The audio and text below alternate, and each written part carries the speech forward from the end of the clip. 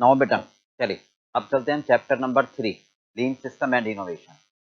अब तक जो हमने रिवीजन थ्योरी की टेस्ट सीरीज, ये रिवीजन जो शुरू की है सीरीज, उम्मीद है आपको अच्छा लग रहा होगा।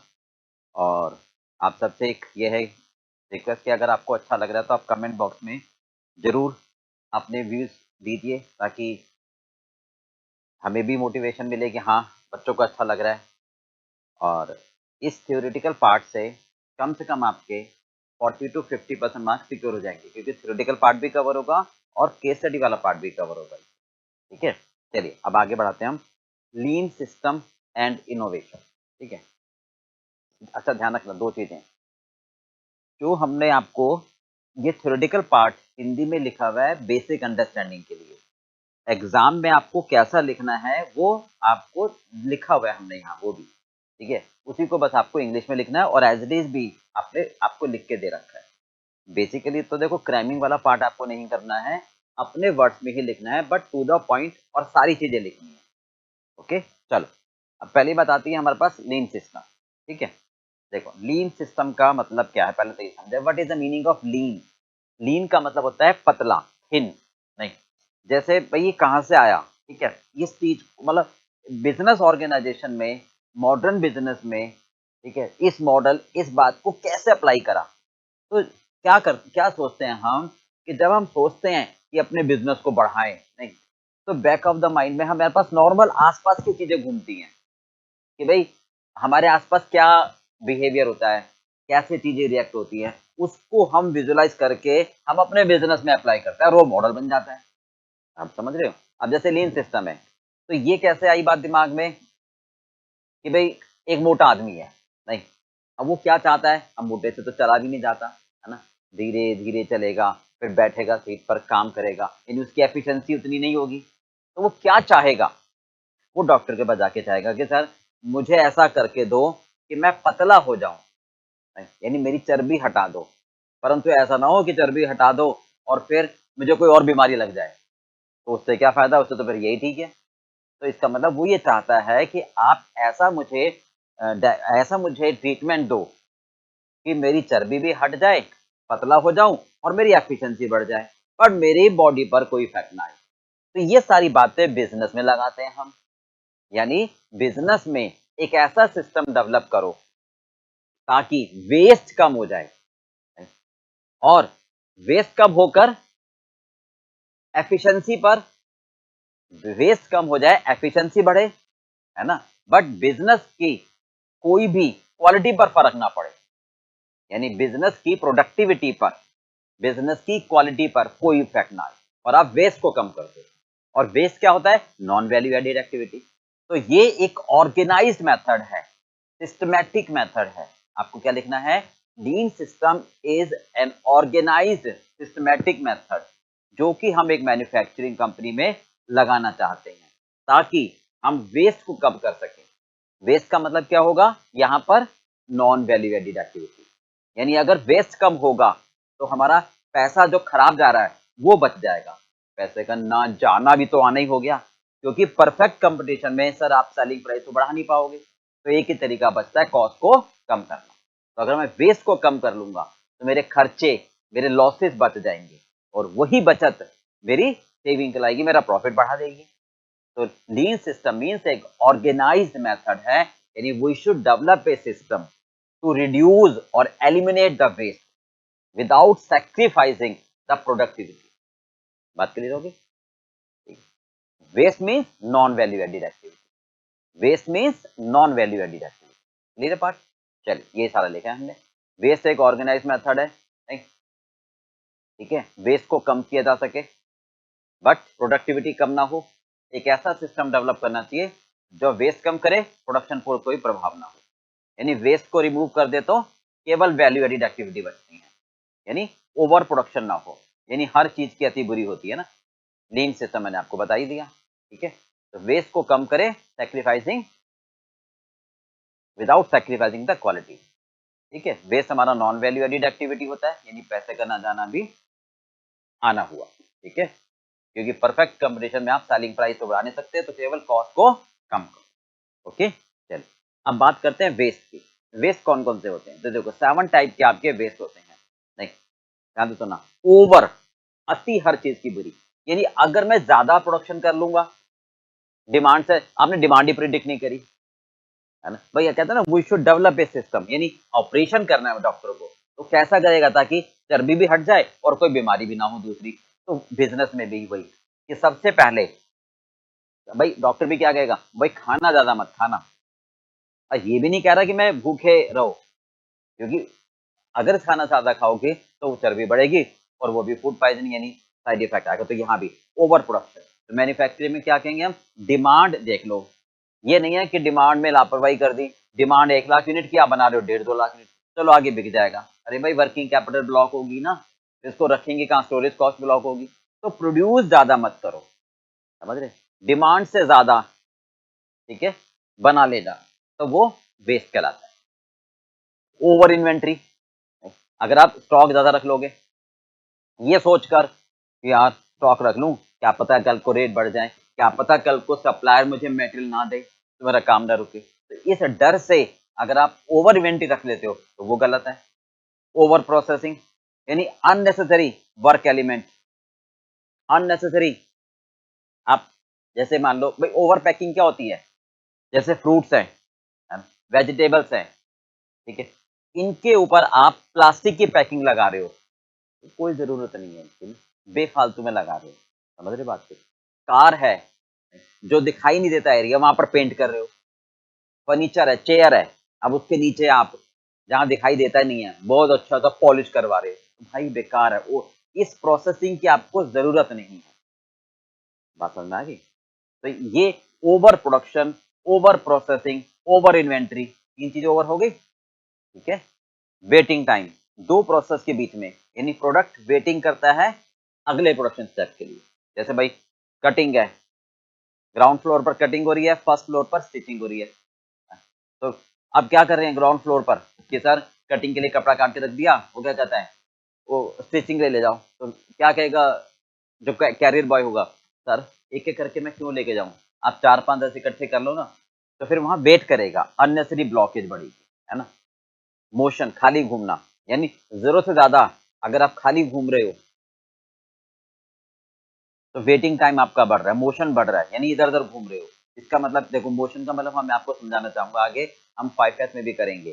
कई बार क्या होता है कि फैक्ट्री में हमारे पास सिस्टमेटिक अरेंजमेंट नहीं होता, जैसे आपका वो टूल बॉक्स, भाई देखो ना, आपको होगा मोशन, सर मोशन का और खाली घूमना सर नहीं समझ में आया, तो थोड़ा सा विजुलाइज करो। क्या होता है, जैसे एक शेडो बोर्ड है, अब वहां पर टूल्स रखे होते हैं, ठीक है, अगर वो ना हो, सोचो, और एक ऑपरेटर एक्स को टूल्स चाहिए, ठीक है, तो वो उसने टूल्स लिया और अपना काम किया मशीन का, और ऐसे ही कहीं रख दिया, ठीक है? अब उसी टाइम पर मान लो दूसरे को टूल्स चाहिए, तो वो पूरी फैक्ट्री में घूमेगा, टूल्स का है, टूल्स का है, टूल्स का है, तो वो घूम रहा है ना बेफालतू में, समझ के बात भी, तो वो जो घूमना उसका हो रहा है, वो टाइम वेस्ट हो रहा है, पता लगा आधे घंटे तक वो घूमता ही रहा, right? कि भाई तुमने वो टूल्स देखा है, तुमने वो टूल्स देखा है, तो ये अननेसेसरी मूवमेंट, मोशन कहलाए। तो सर इसको कैसे ठीक करेंगे, है ना। अब एक शैडो बोर्ड लगा देना चाहिए जहां पर सारे टूल्स रख दो, टांग दो, और ये कह दो भाई जो भी मान लो मिस्टर रामलाल उस टूल्स को लेके जाकर अपना काम करता है, तो रामलाल अपने नाम का टोकन उस शैडो बोर्ड पर रख दे, ताकि किसी और को टूल्स चाहिए हो तो वो शैडो बोर्ड पे जाके देखे, अच्छा अच्छा रामलाल का नाम लिखा हुआ है, तो वो रामलाल से डायरेक्ट कांटेक्ट करेगा, बनिस्पत इसके कि इधर उधर घूमे। ये मोशन कहलाता है, ठीक है। ट्रांसपोर्टेशन, ठीक है, ट्रांसपोर्टेशन जो क्या हुआ, transfer of finished goods to warehouse. अगर आप बेफालतू में फिनिश्ड गुड्स को प्रोडक्शन से वेयर हाउस में भेज रहे हो, आप मूवमेंट बेकार की कर रहे हो, ठीक है। और डिफेक्टिव, आपके कोई ऐसा सिस्टम ही नहीं है जिस क्वालिटी मेंटेन हो सके, आपके बेफालतू में डिफेक्टिव आ रहे हैं, फिर उनको ठीक करते हैं, तो भैया आप डिफेक्टिव को सही करने में जो टाइम लगाते हो वो आपका बेस्ट है। तो ये 7 टाइप के आपके बेस्ट है, क्लियर। 3 टाइप के, over, over production, over processing, है ना, over production, over processing, over inventory, clear है। वेटिंग करना, मोशन करना, ट्रांसपोर्टेशन और रिवर्स, तो ये क्या कहलाएंगे आपके वेस्ट। बात समझ में आ गई? हाँ जी, क्लियर है भाई। अब देखो आप कहोगे ना कि सर मुझे एग्जाम में लिखना है, नहीं तो मैं एग्जाम की लैंग्वेज भी आपको दे देता हूँ। Lean system is an organised method for waste minimisation without sacrificing productivity. Lean implementation emphasise the importance of optimise work, है ना, वेस्ट कम होगा तो वर्क की ऑप्टिमाइजेशन बढ़ेगी, ठीक है, ऑपरेशनल प्रोसीजर, जबकि वेस्ट को मिनिमाइज करना है। वेस्ट इज किसी भी स्टेप में हो सकता है, ठीक है, प्रोसेस में जो जरूरत नहीं होती प्रोसेस को करने में। वेस्ट का मतलब क्या है? प्रोसेस करने में जिस काम की कोई आवश्यकता नहीं होती उस काम को वेस्ट करते हैं, ठीक है। अगर वेस्ट रिमूव कर दें तो क्या बचेगा? वैल्यू एडिड, और वैल्यू एडिड से कस्टमर की सेटिस्फैक्शन बढ़ती है। चलो बात समझ में आ गई? ये 4 पॉइंट बिल्कुल क्लियर है। हाँ जी, अब आगे चले। अच्छा, क्लियर हो गया बेस कौन कौन से होते हैं हमारे? 3, over production, over processing, over inventory, है ना, मोशन बेकार का, ट्रांसपोर्टेशन और वेटिंग, और फिर डिफेक्ट। तो ये हमारे वेस्ट हो गए। अच्छा, ये तो हो गए हमारे 7 टाइप के वेस्ट। अब कैरेक्टरिस्टिक्स, मतलब इसकी क्या विशेषताएं हैं, क्या फीचर है, इन्हीं का अपोजिट, मतलब कैरेक्टरिस्टिक्स मतलब लीन सिस्टम में सिस्टम क्या डेवलप करें, ऑब्जेक्टिव क्या होना चाहिए, इसी का अपोजिट। अब इन्वेंट्री, ओवर इन्वेंट्री है, क्या करोगे सर? सिस्टम बनाओ टारगेट जीरो इन्वेंट्री, है ना, टारगेट क्या रखें? जीरो इन्वेंट्री रखें, ठीक है। इसी के क्रॉस, ठीक है, प्रोडक्शन ज्यादा ना हो, यानी फुल प्रोसेसिंग लगाओ, जब जरूरत हो तभी प्रोसेस करो। दोनों में आ गया ना, फुल प्रोडक्शन फुल प्रोसेसिंग, मतलब डिमांड आपने क्रिएट, डिमांड आपने देखी उस हिसाब से बना रहे हो तो स्टॉक बच जाता है। आप जब ऑर्डर आए उस हिसाब से प्रोड्यूस करो, यानी जो जो प्रोसेस की आवश्यकता हो उसको करो, ठीक है। और हमेशा फाइंडिंग तरीके ढूंढते रहो ताकि प्रोसेसिंग टाइम कम से कम लगे। मतलब डिजाइन ऐसा बनाओ, मैन्युफैक्चरिंग में ऐसा प्रोसेस करो कि कंजम्पशन ऑफ टाइम कम लगे, ठीक है। और कॉन्टिन्यूअस फ्लो ऑफ प्रोडक्शन, यानी प्लांट का लेआउट चेंज करो, यानी ग्राउंड फ्लोर पर कटिंग हो रही है, फर्स्ट फ्लोर पर स्टिचिंग हो रही है, तो दोनों को मशीनों को एक साथ रख लो ताकि पहले का आउटपुट इमीडिएट दूसरे का इनपुट हो। फ्लो ऑफ प्रोडक्शन जितनी जल्दी होगा तो सारा वेटिंग, मोशन, ट्रांसपोर्टेशन सब बच जाएगा, राइट। ये सिस्टम डेवलप, ये आपको क्वेश्चन ऐसे कहीं भी बिल्कुल सिंपल सा ही हो सकता है कि अच्छा बताओ लीन सिस्टम में क्या कैरेक्टरिस्टिक्स है, क्या फीचर्स हैं, क्या करना चाहिए। तो भैया इन्वेंट्री जीरो रखो, प्रोसेसिंग जब जरूरत हो तब करो, है या नहीं, कॉन्टिन्यूस फ्लो ऑफ प्रोडक्शन रखो, यानी प्लांट का लेआउट चेंज करो, ठीक है, continuous flow of production, plant का लेआउट चेंज करो, ठीक है। प्रोसेसिंग टाइम, यानी डिजाइन ऐसा बनाओ ताकि प्रोसेसिंग टाइम कम से कम लगे, ओके। तो ये हो गया हमारा फर्स्ट पार्ट, ठीक है भाई। हाँ जी, इसके बाद आता है कि टेक्निक, मतलब वेस्ट को कम लीन सिस्टम कैसे अप्लाई करें। बता दो दिया कि आप एक ऑर्गेनाइज सिस्टम डेवलप करो, वो ऑर्गेनाइज सिस्टम में क्या क्या होना चाहिए, तो वो बता रहा है। Some of the techniques are, just in time follow करो, वेस्ट कम हो जाएगा। Kaizen costing, 5S, TPM follow करो, सेलुलर मैन्युफैक्चरिंग, 6 सिग्मा, ये सारी टेक्निक हैं। अगर इनको फॉलो करोगे तो आप वेस्ट को कम कर पाओगे। एक एक करके अब आगे पढ़ते हैं। जस्ट इन टाइम हो गया, 5S हो गया, 6 सिग्मा हो गया, टीपीएम हो गया, राइट भाई, काइजन कॉस्टिंग हो गई, सेलुलर मैन्युफैक्चरिंग, ये सारे क्या हैं? वेस्ट को कम करने के तरीके। भाई मैं कुछ भी कहता हूं यार ये काम करो ऐसा हो जाएगा, तो भाई करें कैसे, है ना, तो करने का तरीका भी तो बताओ। तो ये करने का तरीका है। तो सबसे पहला क्या आता है? Just in time, okay. चलिए देखो, जस्ट इन टाइम का मतलब क्या कहना चाहते हैं हम, और ध्यान से सुनना। जस्ट इन टाइम जैसे ही, मतलब कोई बात आ गई, वेस्ट को कम करना। वेस्ट में क्या आ गया? स्टोरेज कॉस्ट, इन्वेंट्री कॉस्ट आ गई ना एक। तो अब मैं वेस्ट को कम कैसे करूं? क्या मैं मेटल रखना बंद कर दूं? क्या मैं इन्वेंट्री जीरो पर ले आऊं? जी हाँ। कैसे? वही वो कहता है कि आप सप्लायर से बात करो, मतलब आप सप्लायर से नेगोशिएट करो, डिस्कशन करो कि भाई मुझे मटेरियल फैक्ट्री में, स्टोर में नहीं चाहिए, प्रोडक्शन डिपार्टमेंट में चाहिए। यानी जितना मटेरियल जब चाहिए भाई तू उतना भेज सकता है या नहीं बता। तो आप 10 सप्लायर को बुला लो, नहीं, 2 राजी होंगे, 3 राजी होंगे, बाकी नहीं होंगे तो ठीक है ना, जो राजी होंगे उनसे बात करो, बाकियों को हटा दो। क्या बात करो कि भैया हमारी रिक्वायरमेंट चेक कर लो कि हम एक दिन में कितना प्रोडक्शन करते हैं, हमारे प्रोडक्ट की डिमांड कितनी है और कितना मटेरियल मुझे चाहिए उस प्रोडक्शन को बनाने में, वो अब एक बार चेक कर लो। मुझे बस टेंशन नहीं चाहिए, मुझे स्टोर नहीं करना। मेरा ऑपरेटर जो प्रोडक्शन डिपार्टमेंट में है वो खाली ना बैठे कि भैया मटेरियल आ रहा है, मटेरियल आ रहा है, और ज्यादा भी मत भेजो कि वो सोचे कि मैं रखूंगा। यानी ऐसा मटेरियल आप भेजो ताकि जितना मुझे चाहिए उतना तब मिल जाए। यानी इस सिस्टम में क्या कहना चाहते हैं, वही बता कि परफेक्ट कंपटीशन में सेलिंग प्राइस बढ़ा नहीं सकते, कॉस्ट को कम करना है। तो we should select the supplier who agree to supply the material as and when required, है ना। अब मटेरियल जो भी रिसीव्ड होगा, material received should be directly transfer to production department. तो इसका मतलब क्या होगा, ध्यान से सुनो, मटेरियल सीधा कहां पहुंचेगा, प्रोडक्शन डिपार्टमेंट में। तो बीच का रास्ता तो खत्म हो गया। पहले स्टोर में आता था, चेक होता था कि लाओ भाई डब्बे खोलो, चेक करो उसने सही भेजा नहीं भेजा, क्वालिटी चेक करो। अब वो सारा काम खत्म। तो क्या फिर मैं विदाउट चेकिंग मटेरियल डाल दूं प्रोडक्शन डिपार्टमेंट में? नहीं, मेरी इंजीनियर सप्लायर के घर जाएंगे, उसकी फैक्ट्री में जाएंगे, वहां मेरे मेटल को बनता हुआ देखेंगे और वहां से चेक करेंगे कि मेरा मेटल बन कैसे रहा है। बनने के बाद भी चेक करा तो क्या करा, बनते हुए चेक कर लेंगे कि जो उसने कहा था कि मैं इतने इंग्रेडिएंट्स डालूंगा क्या वो डाल रहा है। तो हमारे इंजीनियर वहां से चेक करके अपने हमारे मेटल को ट्रांसपोर्ट की परमिशन दे देंगे और यहाँ पर आके डायरेक्ट प्रोडक्शन डिपार्टमेंट में हो जाए। यानी inspection activity will be carried out supplier premises. ये बात हो गई। अब दूसरी बात आती है कि सप्लायर क्यों राजी होगा। वो कहेगा सर मेरी तो फैक्ट्री आपकी फैक्ट्री से 400 किलोमीटर दूर है, तो आने में टाइम लगेगा, उतना तो रख लो आप मटेरियल। तो हम कहेंगे फिर बात तो वही आ गई, मुझे स्टोरेज को रखना नहीं है। तो वो ये करते हैं कि चलो ठीक है सर, आप चिंता मत करो, हम एक वेयर हाउस अपना आपकी फैक्ट्री के बराबर में रख देंगे, वहां से मैंने सोचा रहेगा।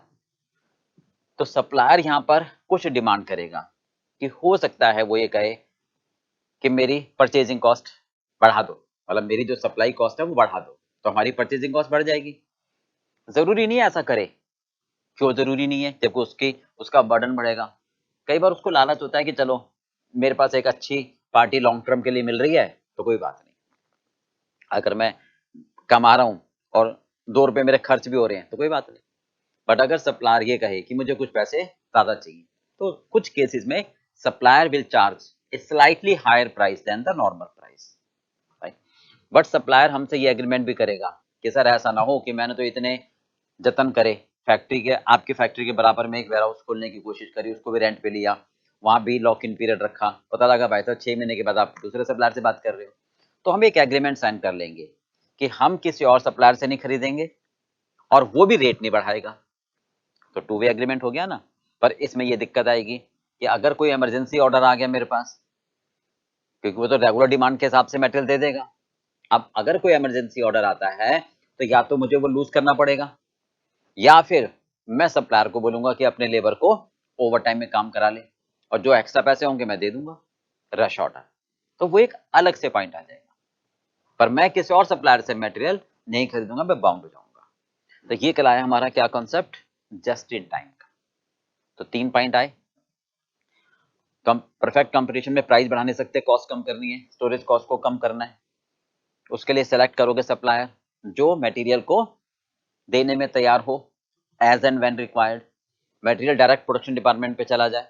No inspection activity at our factory, inspection activity at supplier premises by visiting our engineers। 2 way agreement हो जाएगा, सप्लायर में charge slightly higher price but ensure हो जाएगा कि भाई हाई क्वालिटी का मटेरियल आ रहा है। ओके, इससे हमारी स्टोरेज कॉस्ट खत्म हो जाएगी। तो ये क्या कहलाया, जस्ट इन टाइम। यहां तक समझ में आ गया। चलिए, in perfect competition it's not possible to increase the selling price, है ना, क्योंकि प्राइस डिमांड एंड सप्लाई के हिसाब से इंटरसेक्ट होती है, यानी अनलिमिटेड बायर अनलिमिटेड सेलर। आप अगर प्राइस बढ़ाओगे तो कस्टमर दूसरे के पास चला जाएगा, है ये नहीं। कम करोगे तो आपको कुछ नहीं बचेगा क्योंकि वहां पे मार्जिन रेट बहुत कम होता है। इसलिए we should try to reduce the cost. हाँ, one method is to reduce the cost is to reduce our storage cost, जो नॉन वैल्यू एडेड एक्टिविटी कहलाती है।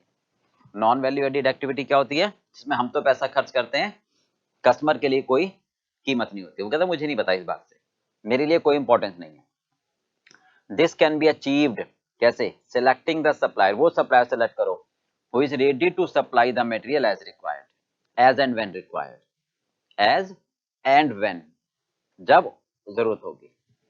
ठीक है, if supplier is ready to supply the material, अगर supplier material के लिए तैयार हो, ठीक है, our storage cost can be minimised और reduced, but for this purpose supplier में charge slight higher price and we should enter an agreement. Supplier कई बार फालतू पैसे ले लेता है, परंतु हम एक एग्रीमेंट में बन जाएंगे। Supplier will undertake the responsibility and supplier also want that we have also not purchase the material from other supplier. मतलब वो कुछ पैसे फालतू ले लेगा हमसे, परचेज प्राइस बढ़ा देगा, और इमरजेंसी केस में हम भी किसी और सप्लायर से बात नहीं करेंगे, क्योंकि उसको अपना वेयर हाउस हमारी फैक्ट्री के आसपास रखना पड़ता है और कुछ एक्स्ट्रा कॉस्ट खर्च करनी पड़ती है। ये एक सिस्टम कहलाता है जस्ट इन टाइम। मटेरियल जो रिसीव्ड होगा वो डायरेक्टली प्रोडक्शन डिपार्टमेंट में चला जाएगा, ना कि स्टोर में। हाँ जी, अब आता है इंस्पेक्शन की। तो इंस्पेक्शन एक्टिविटी कहां पर होगी? इंस्पेक्शन एक्टिविटी कहां पर होगी? सप्लायर के फैक्ट्री में, हमारे इंजीनियर जाकर, ठीक, वो हमारे इंजीनियर वहां जाके विजिट करेंगे, इंस्पेक्शन करेंगे, मटेरियल को बनता हुआ देखेंगे, ठीक है, और फिर चेक करेंगे और सप्लाई कर देंगे। बोलो क्लियर? चलिए, अब जस्ट इन टाइम केवल मेटेरियल के लिए नहीं होता, WIP के लिए भी होता है और फिनिश गुड्स के लिए होता है, यानी तीनों इन्वेंट्री खत्म करनी है।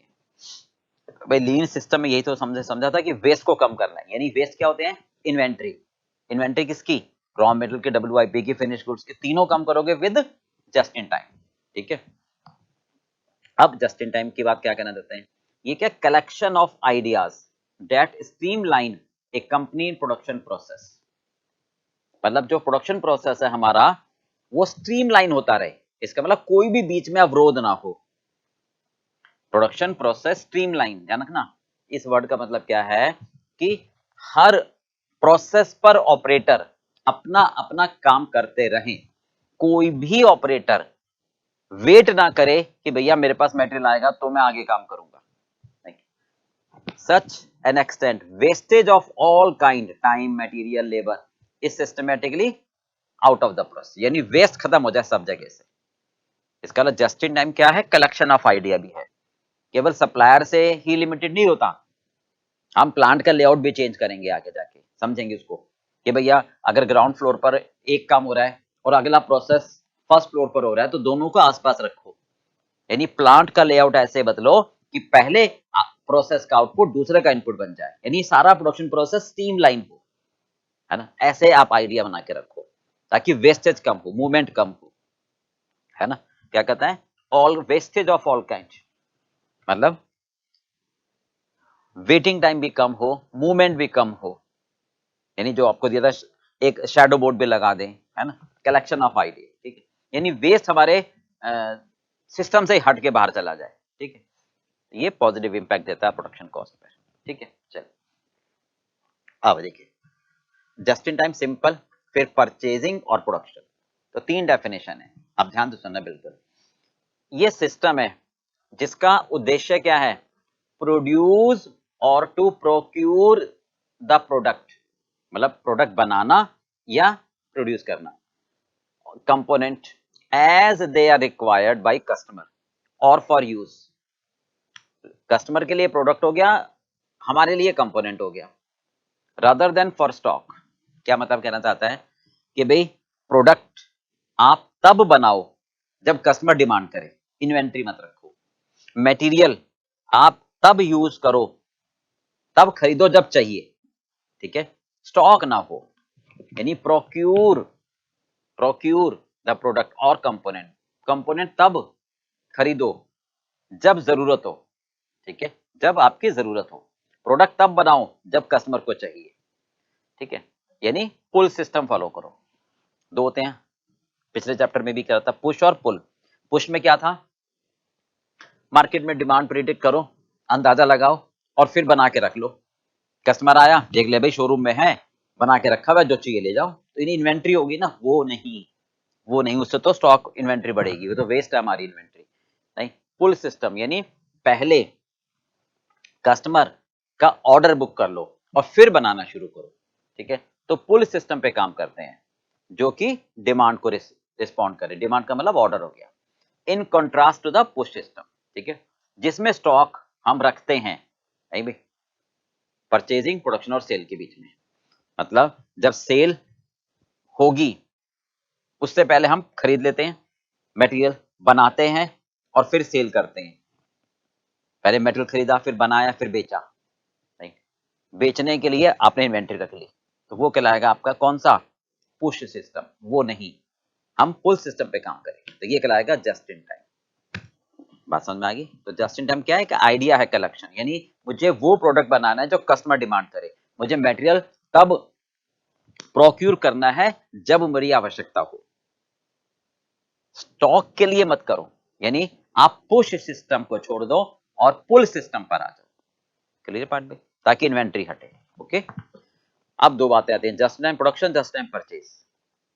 प्रोडक्शन का मतलब, इसका सिंपल सा मीनिंग क्या है just time production? Sir, produce according to demand, यानी डिमांड जितनी हो उतना बनाओ, परचेज उतना करो जितना मटेरियल चाहिए। मतलब प्रोडक्शन देखो, production system which is driven by demand for finish product. कैसे ड्राइव होता है? डिमांड के द्वारा। Whereby each component on production line is produced only when needed for the next stage. मतलब क्या कहना चाह रहे हैं कि पहले कस्टमर की जो प्रोडक्ट की डिमांड है वो एग्जैक्ट कॉन्क्रीट लेवल पर देख लो, ठीक है, उसके हिसाब से आप प्रोडक्शन करो, और प्रोडक्शन में जो मटेरियल चाहिए, ठीक है, वो तब परचेज करो ताकि अगले स्टेज पर तब जाए जब वहां पर आवश्यकता हो। क्लियर?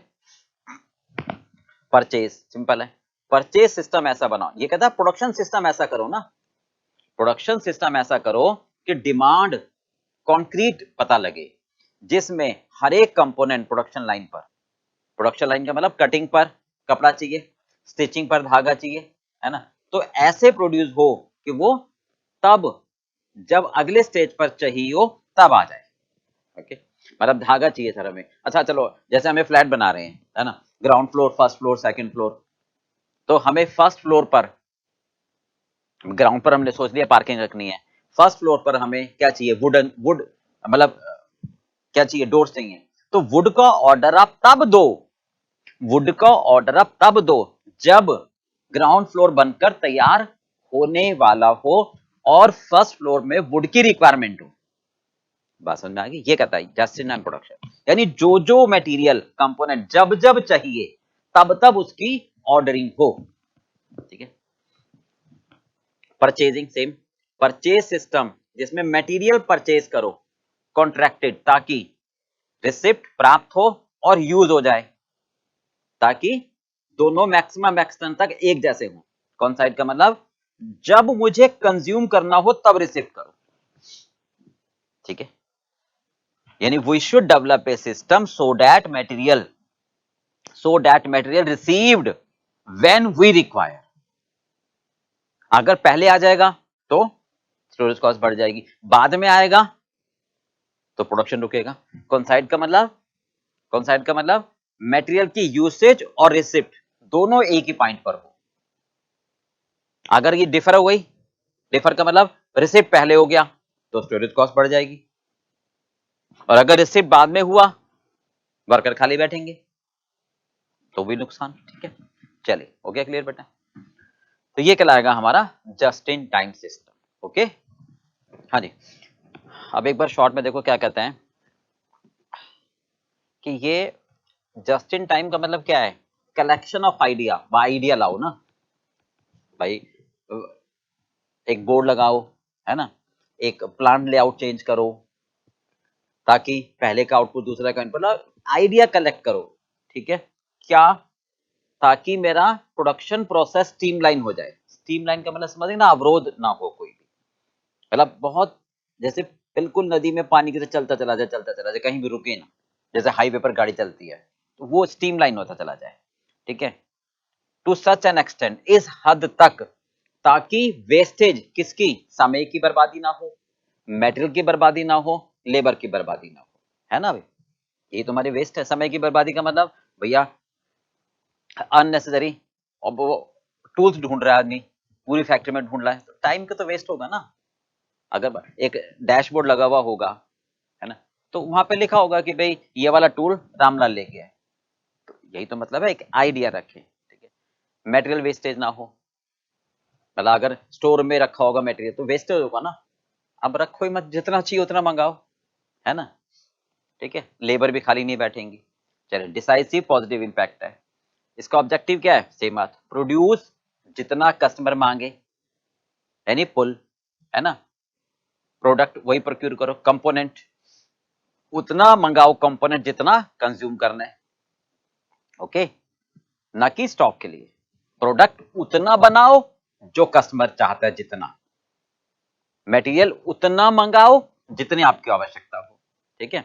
अब वही बात है, इस सिस्टम में क्या है, डिमांड के हिसाब से प्रोडक्ट बनाओ, ठीक है ना, परचेज ऐसे करो ताकि कंजम्पशन और परचेज आपस में कॉन्साइड हो जाए, ओके, क्लियर हो गया। चलो, सिस्टम समझ में आ गया। अब इसका स्कोप, ठीक है, हाँ जी, बिल्कुल क्लियर है। तो एक बार फटाफट, जस्ट इन टाइम में क्या करते हैं, जितना मटेरियल जब चाहिए उतना तब मंगा लो, ऐसे सप्लायर से बात करो, उससे एग्रीमेंट कर लो कि भैया तुम निकट भविष्य में प्राइस नहीं बढ़ाओगे, हम किसी और से मटेरियल नहीं खरीदेंगे। सब इंस्पेक्शन एक्टिविटी सप्लायर की प्रेमाइसिस में हो जाएगी। सप्लायर का भी प्राइस, सप्लायर कुछ प्राइस बढ़ा सकता है, ठीक है, जरूरी नहीं है हर केस में प्राइस बढ़ाए, ओके। डिमांड के हिसाब से आप प्रोडक्शन करो ताकि समय की बर्बादी ना हो, लेबर की भी वेस्टेज ना हो, और मटेरियल की भी वेस्टेज ना हो। मटेरियल डायरेक्ट कहां जाएगा, प्रोडक्शन डिपार्टमेंट में आ जाएगा, ठीक है। प्रोडक्शन हमारा स्ट्रीमलाइन हो, कलेक्शन ऑफ आइडियाज हो, ओके, ताकि हर प्रोसेस का आउटपुट इमीडिएट दूसरे प्रोसेस का इनपुट हो जाए। पॉजिटिव इंपैक्ट देता है प्रोडक्शन कॉस्ट पर, क्लियर हो गया पार्ट भाई। जस्ट इन टाइम परचेज अगर कहे तो ऐसे करो कि सिस्टम में, ताकि परचेज और कंजम्पशन दोनों कंसाइंड हो, यानी ना एक ऊपर नीचे, कंसाइंड का मतलब एकदम एक भी ऊपर नीचे नहीं होना चाहिए, यानी परचेजेस का टाइम अलग हो जाएगा, कंजम्पशन का अलग गड़बड़ हो जाएगी। मतलब अगर कंजम्पशन हमारी बाद में है, परचेज पहले आ गई, स्टोरेज बढ़ जाएगी, परचेज बाद में आ रही है, कंजम्पशन पहले, तो लेबर खाली बैठेंगे, दोनों कंसाइंड, ओके। चलिए, अब आते हैं स्कोप। नहीं, इसका स्कोप क्या है, जैसे कहते हैं ना कोई भी कोर्स करा, इसका स्कोप क्या है, तो वो वाली बात करते हैं, ठीक है।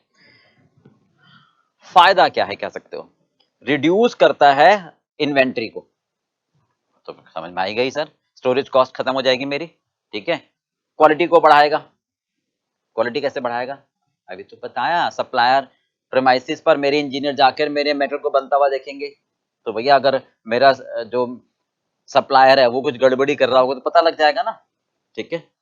हाँ जी, WIP कम हो जाएगा, इन्वेंट्री तीनों की कम होगी, रॉ मेटेरियल की, WIP की, फिनिश गुड्स की। रॉ मेटेरियल की WIP कैसे कम होगी, सिंपल सा है, सप्लायर से नेगोशिएट करके, एग्रीमेंट करके। WIP की इन्वेंट्री कैसे कम होगी, प्लांट लेआउट चेंज करके, है ना, मोशन वेटिंग टाइम कम हो जाएगा। फिनिश गुड्स की इन्वेंट्री कैसे कम होगी, डिमांड के हिसाब से प्रोड्यूस करके, ठीक बात है, तीनों को जाएंगे, ठीक है। अलाइन करो प्रोडक्शन, सेल और डिस्पैच को, ताकि फिनिश गुड्स की इन्वेंट्री ना रहे। अलाइन करो मतलब जितनी सेल करनी है उतना प्रोड्यूस करो, उतना ही भेजो, ना रखने का झंझट। बोलो, ये स्कोप हो गया, ठीक है। हाँ जी, सपोर्टिंग अकाउंटिंग सिस्टम। इसके बाद क्या होगा, ये हो गई पेमेंट ऑफ मटेरियल और parts supplier on consolidated basis per month, per quarter, instead of multiple payment. इससे एक फायदा होगा कि सप्लायर हमें भेजता जा रहा है, भेजता जा रहा है, भेजता जा रहा है, अभी तो नहीं कि हर बार मैं उसको पेमेंट करूंगा, भैया एक बार पेमेंट ले लियो, चाहे महीने में एक बार, चाहे क्वार्टर में एक बार, तो हमारी पेमेंट एक बार जाएगी, है ना। पेपर वर्क मेरा कम हो जाएगा। सर जी पेपर वर्क कैसे कम होगा, ये बता दो जरा। अरे भाई कैसी बातें करते हो, हम उसको ऑर्डर थोड़ा दे रहे हैं बार बार, क्या करें आगे भैया, रिक्वायरमेंट देख ले, और एक हम ERP डेवलप कर लेते हैं कि जैसे ही हमारी मटेरियल की रिक्वायरमेंट होती है, प्रोडक्शन डिपार्टमेंट बस वो कंप्यूटर में फीड कर देता है कि भाई इतना मटेरियल चाहिए, और वो requirement direct electronic data processing के थ्रू सप्लायर के पास चली जाती है, क्योंकि उसके पास मेरे सॉफ्टवेयर का लिंक होता है, तो पेपर वर्क बच जाता है। इसको मैं और समझा दूं आपको। देखो डिटेल में अगर आपको समझना क्या होता है, सबसे पहले ऑर्डर आता है, सबसे पहले मेरे पास सेल्स, सबसे पहले मेरे पास ऑर्डर आता है, इसको आगे, सबसे पहले हम कहते हैं बेसिकली मेरे पास ऑर्डर आया। ओके, सेल्स डिपार्टमेंट ने अपने कंप्यूटर में फीड कर दिया, अपने कंप्यूटर में फीड कर दिया कि मेरे पास इतना ऑर्डर आया। ठीक है, ऑटोमेटिकली ये कहां चला गया, प्रोडक्शन डिपार्टमेंट के पास इसकी इंफॉर्मेशन आ गई कि भैया 1000 यूनिट का ऑर्डर आया है, इनको पता लग गया 1000 यूनिट का ऑर्डर है कंप्यूटर के थ्रू, क्योंकि ईआरपी है, एंटरप्राइज रिसोर्स प्लानिंग। अब यहां पर एक होता है बिल्स ऑफ मटेरियल। क्या होता है बिल्स ऑफ मटेरियल? ये होता है एक प्रोडक्ट को बनाने में कितना रॉ मटेरियल चाहिए। तो ये सॉफ्टवेयर ऑटोमेटिकली, जैसे एक प्रोडक्ट बनाने में 2 किलोग्राम ए चाहिए, 3 किलोग्राम बी चाहिए, 4 किलोग्राम सी चाहिए, तो ये मल्टीप्लाई कर देता है, तो 2000, 3000, 4000 ये मटेरियल की रिक्वायरमेंट आ गई। ऑटोमेटिकली ये रिक्वायरमेंट इलेक्ट्रॉनिक डाटा प्रोसेस के थ्रू सप्लायर के पास आ जाती है कि भाई अच्छा इतना मटेरियल चाहिए, वो डायरेक्ट प्रोडक्शन डिपार्टमेंट को भेज देता है, प्रोडक्ट बनता है और कस्टमर के पास चला जाता है। ये कहना चाह रहे हैं। तो इससे क्या फायदा हुआ हमारे पास, इससे क्या फायदा हुआ आपको? हाँ जी, इससे पेपर वर्क बच गया कि मैनुअल ऑर्डर तैयार नहीं हुआ। ठीक है, हाँ जी, सप्लायर को पेमेंट चली गई इंटरनल डॉक्यूमेंट के through online, entity production as per production record. ठीक है, हाँ जी, प्रोडक्शन रिकॉर्ड का मतलब जितना मुझे गुड्स बनाना है multiply by standard material consumption, इसको बोलते हैं बिल्स ऑफ मटेरियल। ठीक है, नॉर्मल वेस्टेज होती है उसको ऐड करने के बाद, तो ये ईआरपी के थ्रू होता है। बात समझ आ गई भी? तो स्कोप क्या क्या हो गया? हाँ जी, तीनों की इन्वेंट्री बच गई। ठीक है, और सप्लायर को जो पेमेंट है वो एक बार गई। ठीक है, मैनुअल काम बच गया, पेपर वर्क बच गया। क्लियर पार्ट में ये हो गया हमारा scope of just in time. ठीक है, चलिए बेटा नेक्स्ट है explain main features of just in time production system. Feature बताने हैं जो अब तक पढ़ा है हमने जस्ट इन टाइम के बारे में, बस उसी के बारे में दोबारा पूछ रहा है फीचर्स के तौर पर। ठीक है, कि भाई जस्ट इन टाइम के बारे में बताइए। बिल्कुल सिंपल है, क्या वही सारे कॉन्सेप्ट पॉइंट वाइज लिखने हैं कि पहला spare parts material from supplier on exact date and exact time when they are needed. बिल्कुल ठीक है, यानी मटेरियल स्पेयर पार्ट्स हमें सप्लायर से तब मिल जाए जब मुझे चाहिए, उसी दिन उसी समय, समय दिन तारीख सब मेरे हिसाब से हो। ठीक है, यानी materials are received as and when required. ठीक बात है। दूसरा कि भैया जो आए मटेरियल स्पेयर पार्ट्स स्टोर में ना रखूं, कहां पे दूं? सीधा जा भाई आंख की नाक की सीध में, रुकियो मत कहीं प्रोडक्शन डिपार्टमेंट में, यानी straight delivery to production floor, production area for immediate use in manufacturing, तुरंत दान महाकल्याण। जैसी मेटल आए डायरेक्ट प्रोडक्शन डिपार्टमेंट में आ जाए, मशीन में चला जाए, रुकने की आवश्यकता नहीं है। ठीक है। तीसरा, अब जब सीधा जाएगा तो पहले तो स्टोर में आता था, कौन चेक करता था, है ना? अब कौन चेक करेगा? हमारे इंजीनियर सप्लायर की प्रेमाइस में जाके देखेंगे, हमारे मेटल को बनता हुआ वहां से भेजेंगे। क्लियर पार्ट में तीनों क्लियर है कि मेटल जब चाहिए तब मिल जाए, डायरेक्ट प्रोडक्शन डिपार्टमेंट पर पहुंच जाए, और हमारे इंजीनियर सप्लायर की प्रेमाइस में जाकर उसको चेक कर ले। ठीक है। अगला भाई इंफॉर्मेशन टाइम से पहुंच जाए, मतलब supplier also will supply the material on exact time only when he receive the information on time, streamline basis पर। मतलब अगर सप्लायर ये कहेगा सर मुझे तो इंफॉर्मेशन ही नहीं मिली ना, तो मैं भेजता कैसे? तो अभी बताया इलेक्ट्रॉनिक डाटा सिस्टम, यानी ईआरपी, एंटरप्राइजेज रिसोर्स प्लानिंग। ये एक सॉफ्टवेयर होता है ताकि हर डिपार्टमेंट अपनी इंफॉर्मेशन दूसरे को तुरंत दे सके। ठीक है, तो इलेक्ट्रॉनिक डाटा इंफॉर्मेशन सिस्टम यानी ईआरपी एक सॉफ्टवेयर डेवलप कर लो, जो सप्लायर को बता दे कितना मेटेरियल मुझे कब चाहिए, कब भेजना है, ठीक है। Dropping of products at specific machines, मतलब कुछ मशीनों पर प्रोडक्ट को हटा दो जिनकी आवश्यकता ही नहीं है, ठीक है। सेटअप टाइम रिड्यूस कर लो, मतलब अननेसेसरी की क्लीनिंग, अननेसेसरी की प्रोसेसिंग की कोई आवश्यकता नहीं है। तो अगर सेटअप टाइम कम करोगे, भाई बड़ी बड़ी मशीनें होती हैं, ये भी आगे भी आएगा कानबन कार्ड में, जब हमारे पास बड़ी बड़ी मशीनें होती हैं, है ना, तो एक बार में मैं ज्यादा यूनिट बनाता हूं, तो ऑब्वियसली बात है ज्यादा साफ सफाई की टाइम की आवश्यकता होगी। तो यहां जस्ट इन टाइम में क्या होता है कि हम छोटी छोटी मशीनों पे काम करते हैं, तो हम सेटअप टाइम भी कम करना चाहते हैं ऑब्वियसली, ठीक है। हाँ जी, elimination need of long production run, streamline flow of parts from machine to machine, है ना, यानी एक मशीन से दूसरी मशीन में फ्लो चलता रहे, बीच में कहीं अवरोध ना आए। यानी इस तरह से सिस्टम डेवलप करो कि भाई फर्स्ट फ्लोर पर आपको वुडन डोर चाहिए, तो तब ऑर्डर दो जब उस समय उसकी रिक्वायरमेंट हो, यानी सारा काम सुचारू रूप से चले, ठीक है। अच्छा, ऑपरेटर को ट्रेनिंग दो कि हमें मल्टी डिफरेंट मशीन्स पर काम कैसे करना है, ठीक है। परफॉर्म लिमिटेड मेंटेनेंस, यानी आप वर्कर को मशीन ऑपरेट करना भी सिखा दो, टेक्निकली काम भी सिखा दो, और अगर उसके पास कुछ समय बचता है तो वो मशीन की मेंटेनेंस में लगा दे, ठीक है। सेवरल ऑल्ट्रेशन इन सपोर्टिंग अकाउंटिंग सिस्टम, यानी जो अकाउंटिंग सिस्टम है उसमें ऑपरेट सपोर्ट करे, तो ये इसके फीचर्स हो गए। क्लियर बेटा, फीचर क्या क्या हो गए, एक बार दिमाग लगाओ। सप्लायर जितना मटेरियल जब चाहिए तब भेज दे, डायरेक्ट प्रोडक्शन डिपार्टमेंट में चला जाए, इंस्पेक्शन का काम सप्लायर की प्रीमाइसेस में हो जाए, है ना, इंस्पेक्शन का काम वहां पर हो जाए, और फिर सप्लायर तुरंत कब देगा, जब उसको इंफॉर्मेशन पहुंच जाएगी, यानी इलेक्ट्रॉनिक डाटा सिस्टम मेंटेन हो, ठीक है। और कुछ जो प्रोडक्ट्स हैं बेकार को उनको हटा दें, सेटअप का टाइम रिड्यूस करें, ठीक है। लॉन्ग प्रोडक्शन रन हटा दें, फ्लो इजी हो, एम्प्लॉय को ट्रेनिंग दे, यानी मल्टी टैलेंटेड एम्प्लॉय रखें, एम्प्लॉय को ट्रेनिंग दे और मल्टी टैलेंटेड एम्प्लॉय रखें, ताकि वो डिफरेंट वर्क्स को बगैर एक्स्ट्रा टाइम लगाए कर सकें, ठीक है। और जो सपोर्टिंग अकाउंटिंग सिस्टम है उसमें ऑल्टरेशन कर सके। तो ये हमारे फीचर हो गए। क्लियर है बेटा। चलिए अगला है pre requisite for just in time, मतलब प्री रिक्विजिशंस एसेंशियल, मतलब जस्ट इन टाइम को सफल बनाना है तो क्या चाहिए आपको।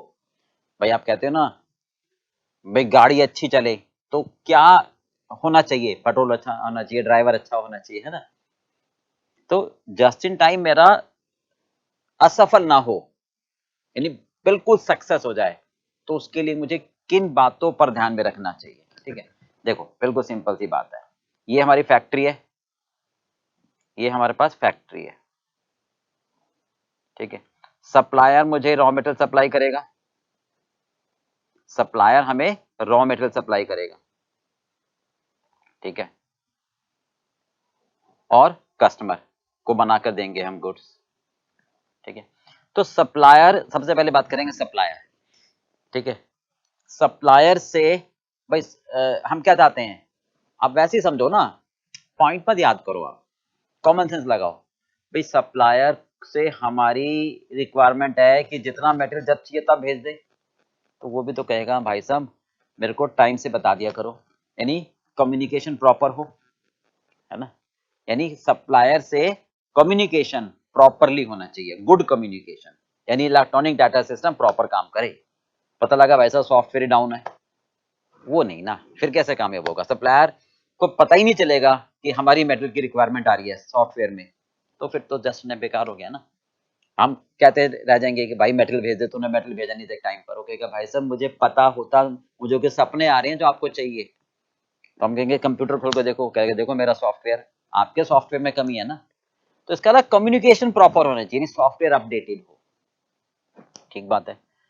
ये सब बात हो गई। अच्छा, फिर सप्लायर गोलीबाजी ना करे, यानी वो जेन्युइन पर्सन हो, यानी उसकी रिलायबिलिटी हो, कि भाई उसकी कमिटमेंट हो कि एक बार भैया कमिट कर दिया तो फिर मैं अपनी भी नहीं सुनूंगा, फिर तो प्राण जाए पर वचन न जाए। यानी सप्लायर की रिलायबिलिटी होनी चाहिए, उसकी बात में दम होना चाहिए, नहीं भी कि भैया वो डायरेक्टली प्रोडक्शन डिपार्टमेंट पर भेज देगा छोटी छोटी वैनों पर, ये नहीं कि बड़ा ट्रक भेज दिया, लो जी माल उतार लो, भाई बड़ा ट्रक कहाँ जाएगा हमारे प्रोडक्शन में ना, वो तो बाहर उतारना पड़ेगा, वो नहीं, यानी उसकी रिलायबिलिटी हो। ठीक है, ये दोनों बातें होगी सप्लायर से संबंधित। अब आते हैं फैक्ट्री में, है ना। फैक्ट्री में, अच्छा एक मिनट और, सप्लायर से संबंधित एक बात और, रॉ मटेरियल अच्छी क्वालिटी का भेजे वो। अगर उसने रॉ मटेरियल हमारे पास खराब क्वालिटी का भेज दिया तो हमारा टाइम ज्यादा लगेगा, सेटअप टाइम बढ़ जाएगा, तो फिर just in time production demand के हिसाब से नहीं होगी। तो तीन बातें सप्लायर से रिलेटेड हो गई, रॉ मटेरियल अच्छी क्वालिटी का भेजे, वो रिलायबल हो, है ना, और गुड कम्युनिकेशन हो उसके साथ में। तीन बातें क्लियर हो गई सप्लायर की। अब फैक्ट्री में आते हैं कि भाई फैक्ट्री में जो प्लांट लेआउट है वो सही हो ताकि स्ट्रीमलाइन हो, यानी यहां पर मशीनें समय समय पर ऐसा ना हो कि आए दिन खराब पड़ी रहती हैं। इसका मतलब TQM फॉलो होना चाहिए, प्रिवेंटिव मेंटेनेंस फॉलो हो, है ना। कस्टमर, अब ध्यान से सुनो, कस्टमर हर बार क्या कह रहा है, कस्टमर कभी डिमांड फ्लक्चुएट हो जाती है, कभी कम कभी ज्यादा, कभी कम बहुत, कभी बहुत ही कम, कभी बहुत ज्यादा, कभी मॉडरेट। तो अब इतनी फ्लक्चुएशन डिमांड पर मटेरियल की रिक्वायरमेंट भी फ्लक्चुएट होगी, तो सप्लायर परेशान हो जाएगा, फिर वो जिट में जितना चाहिए नहीं भेज पाएगा, यानी डिमांड आपकी स्टेबल हो नहीं, ताकि डिमांड प्रिडिक्ट की जा सके। बोलो क्लियर हो गया बात भाई। तो अब हम इसको ऐसे समझ लेते हैं कि भाई जस्ट इन टाइम को सफल बनाने के लिए किन किन बातों का होना अति आवश्यक है। ये मैं कहता हूं फैक्ट्री, और ये मेरे हैं सप्लायर, ठीक है, और ये मेरा है कस्टमर। ठीक है भाई, इससे क्या होगा, मेमोराइज, इससे क्या होगा, विजुलाइज हो जाएगा। सप्लायर की बातें में तीन बातें क्या, कि सप्लायर रिलायबल हो, बात का धनी हो, यानी मटेरियल डायरेक्ट प्रोडक्शन डिपार्टमेंट पर छोटी छोटी वैन पर भेज दे, नहीं भी, ठीक है। रॉ मटेरियल अच्छी क्वालिटी का भेजे, क्योंकि अगर बेकार क्वालिटी का दिया तो टाइम ज्यादा लग जाएगा, ठीक है। और हमारा सप्लायर से बराबर संपर्क बना रहे, गुड कम्युनिकेशन। समझ गए बात। तीन बातें सप्लायर की हो गई। फैक्ट्री में आए दिन मशीनें खराब रहते नहीं, TQM प्रॉपर फॉलो हो, TQM प्रॉपर फॉलो हो, प्रिवेंटिव मेंटेनेंस हो, यानी प्रिवेंटिव मेंटेनेंस हो,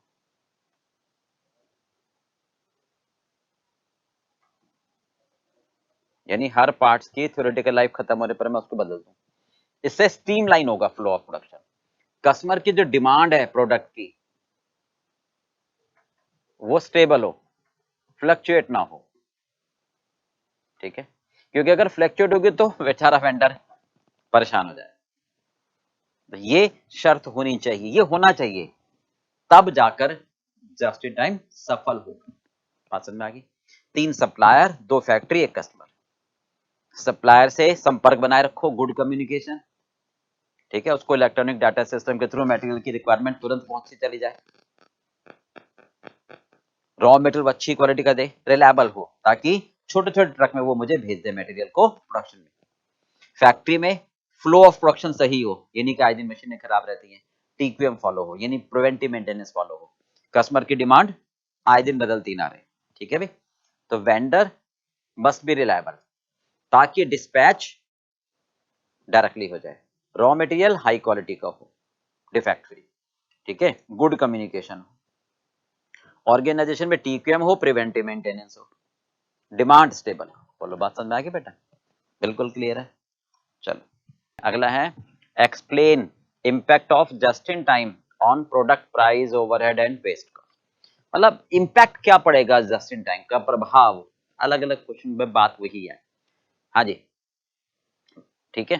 प्रोडक्ट प्राइस, सिंपल सी बात है, जब आप क्वालिटी मटेरियल दोगे, सुनो जान, आप कॉमन सेंस लगाओ, सिंपल सी बात, जस्ट इन टाइम की वजह से क्या होगा, सॉफ्टवेयर आपके पास, ऑर्डर आया, कंप्यूटर में फीड करा, प्रोडक्शन की रिक्वायरमेंट आ गई, बिल्स ऑफ मटेरियल से मल्टीप्लाई हुआ, कितना मटेरियल चाहिए, इलेक्ट्रॉनिक डाटा इंफॉर्मेशन से डायरेक्ट सप्लायर के पास चला गया, सप्लायर ने तुरंत मटेरियल भेजा, बना, कस्टमर लो भाई कितनी देर, मतलब ऑन टाइम डिलीवरी, और मटेरियल मेरे पास क्वालिटी का आ रहा है, प्रोडक्ट क्वालिटी का बन रहा है क्योंकि मैं TQM फॉलो कर रहा हूं।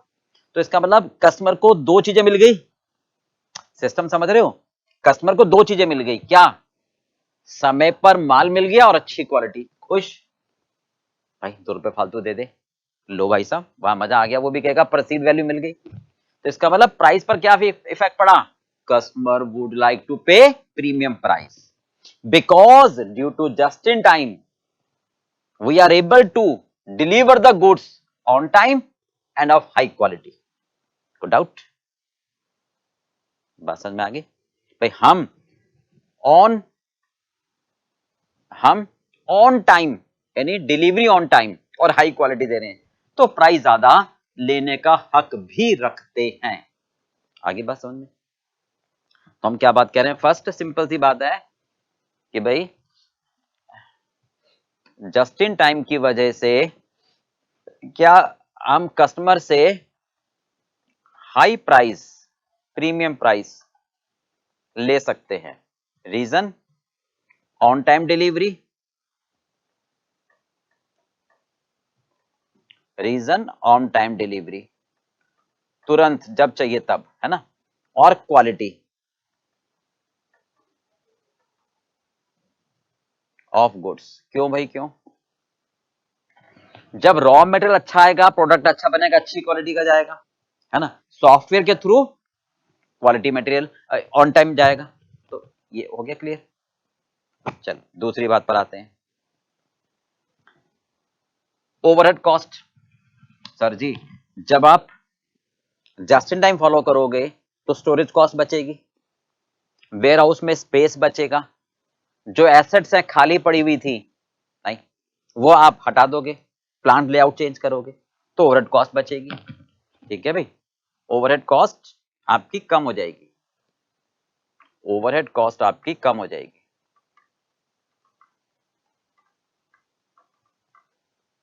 ओवरहेड कॉस्ट आपकी कम हो जाएगी। ठीक है, कैसे भाई कैसे, कैसे स्टोरेज कॉस्ट कम हो जाएगी,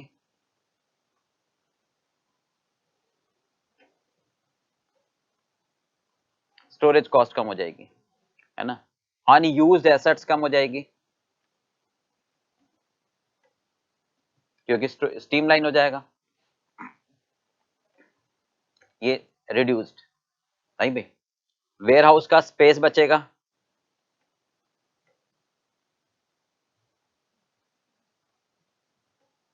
क्योंकि मटेरियल जैसे आएगा प्रोडक्शन के पास चला जाएगा तो वेयर हाउस पर रखने की जगह की मुझे आवश्यकता ही नहीं पड़ेगी, किराया बचा नहीं भाई, क्लियर हो के पार्ट। तीसरा क्या मांग रहा है, बस वो वेस्ट, वेस्ट तो सारे कम होंगे, वेस्ट तो हमारे सारे कम होंगे, कॉन्टिन्यूस फोकस करता हूं मैं वेस्ट पर, है ना, एसेट्स की वेस्टेज कम होगी, इन्वेंट्री कम होगा, है ना, टाइम, ठीक है भाई, टाइम आपका बचेगा, लेबर बचेगी, ठीक है, हो गया क्लियर, समझ में आ गई बात। प्राइस दोबारा समझ लें, प्राइस पर क्या इफेक्ट पड़ेगा, जब आप ऑन टाइम डिलीवरी दोगे, जब आप ऑन टाइम डिलीवरी दोगे, high quality, when company achieve high level of product quality, जब हाई क्वालिटी दूंगा मैं, along with the ability to deliver the product on date required, customer may willing to pay premium price, right? ये तभी संभव है जब quality deliver, ठीक है। हाँ जी, ओवरहेड कॉस्ट, मेटेरियल हैंडलिंग का खर्चा, क्वालिटी इंस्पेक्शन, मतलब इंस्पेक्शन का खर्चा बचा मेरा, ठीक है, और सभी टाइप की इन्वेंट्री बची, inventory raw material, inventory finish goods, inventory WIP, तीनों का इन्वेंट्री बचेगा तो ओवरहेड कॉस्ट बच जाएगा, स्पेस बचेगा, अनयूज्ड एसेट्स बचेंगी, वेस्टेज कम होगी, अननेसेसरी मूवमेंट कम होगी, ठीक है, क्लियर बेटा। चलिए देखिए अगला है, explain the performance measurement of just in time. इस क्वेश्चन का मीनिंग समझ रहे हो पहले, ये नहीं है परफॉर्म मेजरमेंट चलो भाई ये पॉइंट नहीं, पहले मीनिंग समझ लो। परफॉर्मेंस मेजरमेंट मतलब कैसे पता चलेगा कि जस्ट इन टाइम कुछ दे भी रहा है या नहीं, या बेकार खाली पीली ऐसी बातें कर रहे हैं। भाई बुखार है, तबीयत खराब हो रही है, कैसे पता चलेगा कि बुखार है? थर्मामीटर है ना, कि भाई थर्मामीटर आपको बताएगा इतना डिग्री है ना। ब्लड टेस्ट से पता लगेगा ये बीमारी है। तो कैसे पता चलेगा? यानी यानी मेजरमेंट क्या है? मेजरमेंट का मतलब पैमाना। हाउ यू कैन से कि भाई जस्ट इन टाइम की परफॉर्मेंस गुड है। हाउ कैन यू से, how can you comment the just in time is good? कैसे कह सकते हो? क्या पैमाना है? ठीक है, बिल्कुल सिंपल सी बात है, ध्यान से देखो जरा। कैसे कहोगे कि जस्ट इन टाइम की क्या परफॉर्मेंस मेजरमेंट है? कैसे पता चलेगा कि जस्ट इन टाइम सही काम कर रहा है? कुछ है आपके पास पैरामीटर, उसको बोलते हैं की परफॉर्मेंस इंडिकेटर। इसे क्या बोलते हैं हम? की परफॉर्मेंस इंडिकेटर। की परफॉर्मेंस इंडिकेटर यानी कैसे पता चलेगा नहीं कि जस्ट इन टाइम कुछ है भला भी या नहीं।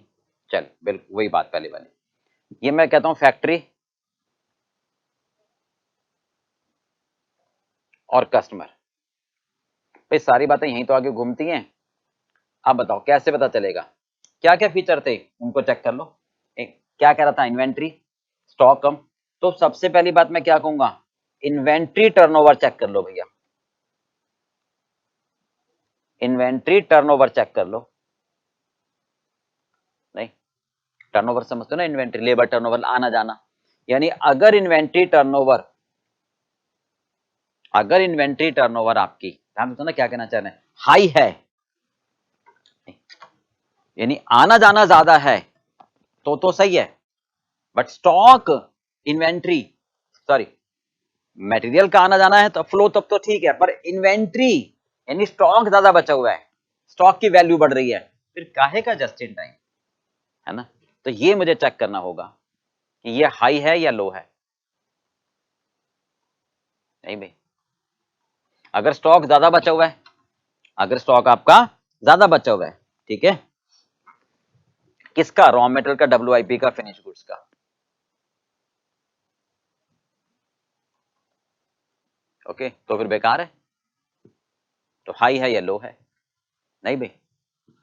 सेटअप टाइम देखो, या फैक्ट्री में मशीन को साफ सफाई करने में, ये देखो कितना है। अगर बहुत ज्यादा टाइम ले रहे हो साफ सफाई में, इसका मतलब बड़ी मशीनें हैं। जब बड़ी मशीनें होंगी ठीक है, तो सेटअप टाइम हाई होगा। तो फिर तो भैया माल को, गुड्स को बनने में टाइम लगेगा, फिर तो आपको कहीं ना कहीं स्टॉक रखना पड़ेगा। तो ये जितना लो हो उतना बेटर है। तो ये चेक करोगे लो है या हाई है। बात समझ में आ गई? ठीक है, जितना आपका सेटअप टाइम कम होगा उतना बेटर है। स्क्रैप, स्क्रैप रेट देख लो।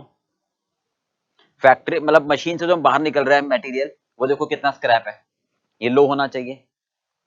अगर ये लो है, इसका वाला मटेरियल मेरे पास क्वालिटेटिव आ रहा है, इसका वाला मटेरियल मेरे पास क्वालिटेटिव आ रहा है ना? अच्छा, कॉस्ट ऑफ क्वालिटी पढ़ चुके हैं TQM में। कॉस्ट ऑफ क्वालिटी कौन कौन सी? प्रिवेंटिव मेंट, ये हटा दो जरा एक मिनट। प्रिवेंटिव मेंटेनेंस है ना, appraisal, internal failure, external failure, है ना? तो ये कॉस्ट ऑफ क्वालिटी हमारी कम होनी चाहिए। यानी इस पर बढ़ाओगे बर्डन, इन पर कम हो जाएगा तो ओवरऑल कॉस्ट ऑफ क्वालिटी कम हो। तो जब कॉस्ट ऑफ क्वालिटी आपकी मेंटेन होगी तो इससे TQM फॉलो होगा, इससे मशीनें खराब नहीं होंगी, मशीन आए दिन खराब नहीं पड़ी रही होंगी ना, यानी क्वालिटी गुड्स होगा। ठीक बात है। कस्टमर पर आते हैं, कस्टमर को ऑन टाइम डिलीवरी, कस्टमर को डिलीवरी मिलेगी on time, high quality goods मिल रहा है नहीं मिल रहा? नहीं। कैसे पता चलेगा? उसकी कंप्लेंट कितनी आ रही है, उसकी कंप्लेंट कितनी आ रही है। अगर कंप्लेंट ज्यादा है तो फिर काहे का जस्ट इन टाइम। बात समझ में आ गई? चलिए अब एक बार मैं आपको यहां समझा देता हूं। हमें देखना है परफॉर्मेंस मेजरमेंट, क्या पैमाना है कि जस्ट इन टाइम देखूं। सबसे पहले देखते हैं इन्वेंट्री टर्नओवर, फैक्ट्री की बात करता हूं, ठीक है। Reduction in inventory value, stock की वैल्यू कम हुई है यानी जीरो हो गई। Increase in inventory turnover, inventory का आना जाना, विच कैन बी सब डिवाइडेड, किसमें, रॉ मटेरियल WIP फिनिश, ये चेक करो। इन्वेंट्री स्टॉक कम होना चाहिए, मेटेरियल का आना जाना ज्यादा हो, तो ये पता लग जाएगा हाँ जस्ट इन टाइम मेरा काम का है। सेटअप टाइम यानी साफ सफाई, यानी छोटे छोटे सेटअप टाइम करो, जल्दी जल्दी गुड्स बनाओ। लॉट प्रोडक्शन फटाफट करो, यानी machine wise measurement, average setup time ये कम हो, ठीक है। स्क्रैप रेट कम हो, स्क्रैप रेट आपका कम हो क्योंकि हाई क्वालिटी का मेटल मिल रहा है, ठीक है। कॉस्ट ऑफ क्वालिटी मेंटेन हो, प्रिवेंटिव अप्रेजल इंटरनल और एक्सटर्नल, ये दोनों कहलाती थी कॉस्ट ऑफ गुड क्वालिटी, ये कहलाती थी कॉस्ट ऑफ बैड क्वालिटी। कहां पर आपकी ज्यादा कॉस्ट खर्च हो रही है ताकि हम उसको कम कर सकें, हो गया। आप कस्टमर, तो कस्टमर को सर्विस कितना दे रहे हो, नहीं उसका रिजेक्शन कम हो रहा है, यानी पूरा ऑर्डर एक बार दे रहे हो, क्यों, क्योंकि बन गया पूरा ऑर्डर, है ना, और ऑन टाइम दे रहे हो। कस्टमर की कंप्लेंट कम हो रही है, कस्टमर की कंप्लेंट कम हो रही है। अगर कस्टमर की कंप्लेंट कम हो रही है तो इसका मतलब क्वालिटी गुड्स मिल रहा है, ठीक है, क्योंकि just in time product quality को फोकस करता है। तो परफॉर्मेंस मेजरमेंट में क्या देखोगे, फैक्ट्री में इन्वेंट्री टर्नओवर देखोगे, कम है या ज्यादा है, इन्वेंट्री वैल्यू कम होनी चाहिए, सेटअप टाइम कम होना चाहिए, सेटअप टाइम कम होना चाहिए, मतलब जल्दी, मतलब मशीन की ऑयलिंग क्लीनिंग ग्रीसिंग कम होगा तो लॉट का साइज कम होगा ना। बड़े लॉट को, मतलब एक बार में मैं 1000 यूनिट बनाऊंगा तो भैया फिर साफ सफाई में भी टाइम लगेगा, तो लॉट मतलब सेटअप टाइम कम हो, स्क्रैप कम हो, क्योंकि मेटेरियल अच्छी क्वालिटी का आ रहा है। पता लगा स्क्रैप रेट ज्यादा आ रहा है तो फिर वेस्ट कहाँ कम हुआ, आप तो लीन सिस्टम की बात कर रहे थे ना, उसका एक मेथड जस्ट इन टाइम है, ठीक है। कॉस्ट ऑफ क्वालिटी आपकी मेंटेन हो, यानी प्रिवेंटिव, ब्रेकडाउन यानी अप्रेजल, फिर दूसरी इंटरनल और एक्सटर्नल, तो ये देखना होगा कि कहाँ कॉस्ट ज्यादा आ रही है। कस्टमर की कंप्लेंट आपकी कम होनी चाहिए, पता लगा कस्टमर की कंप्लेंट ज्यादा आ रही है तो फिर जस्ट कैसे पता लगेगा अच्छा हो रहा है, नहीं कस्टमर को गुड्स डिलीवर टाइम पे मिल जाए, है ना, वो उसकी रिजेक्शन कम से कम हो। तो ये सब चीजें अगर मेरे पास चेकलिस्ट बन जाएगी तो मैं कहूंगा हाँ मेरा जस्ट इन टाइम ओके है। बोलो बात समझ में आ गई, ठीक है भाई। सारे कॉमन सेंस वाली बातें हैं, सिर्फ आपको मेमोराइज करनी है, डिफरेंट आइडियाज, ठीक है भाई।